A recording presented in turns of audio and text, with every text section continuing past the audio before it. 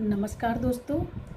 आज मैं आपको माँ के त्याग और ममता की कहानी, बहुत ही अच्छी कहानी आपको सुनाने जा रही हूँ कि जिस माँ ने अपने बच्चे के लिए अपनी ज़िंदगी को अधूरा कर लिया, वह कहानी माँ की चप्पल।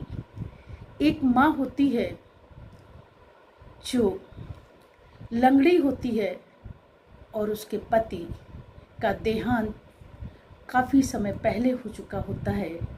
उसका एक बच्चा होता है जो स्कूल जाता है, लेकिन माँ का केवल एक पैर होता है।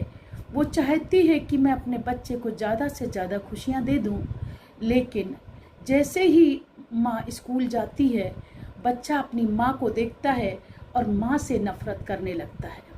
कहता, आप स्कूल क्यों आती हो? मेरे दोस्त मुझे कहते हैं कि तेरी लंगड़ी माँ आ गई, तेरी लंगड़ी माँ आ गई। लेकिन फिर भी माँ बेचारी अपने आँखों में आंसू भर लेती और उसको लगता कि नहीं, मैं अपने बच्चे को गरम गरम खाना बना कर दे आऊँ, मेरा बच्चा अच्छे से खा लेगा, नहीं ऐसा ना हो कि ठंडा खाना खा कर के भूखा रह जाए। माँ की ममता तो अलग ही होती है।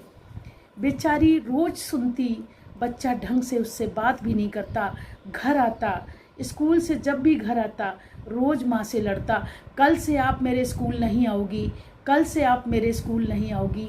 माँ सिर हिला देती, मुस्कुरा देती, ठीक है बेटा मैं नहीं आऊँगी। लेकिन माँ की ममता। अगले दिन फिर स्कूल पहुँच जाती और वही गेट कीपर से कहती कि मेरे बेटे का टिफ़िन पहुँचा दो।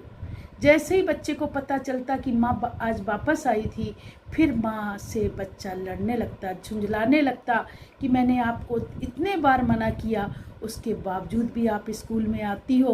क्योंकि मुझे रोज़ बच्चे यही कहते, तेरी लंगड़ी माँ आ गई, तेरी लंगड़ी माँ आ गई, तेरी लंगड़ी माँ आ गई।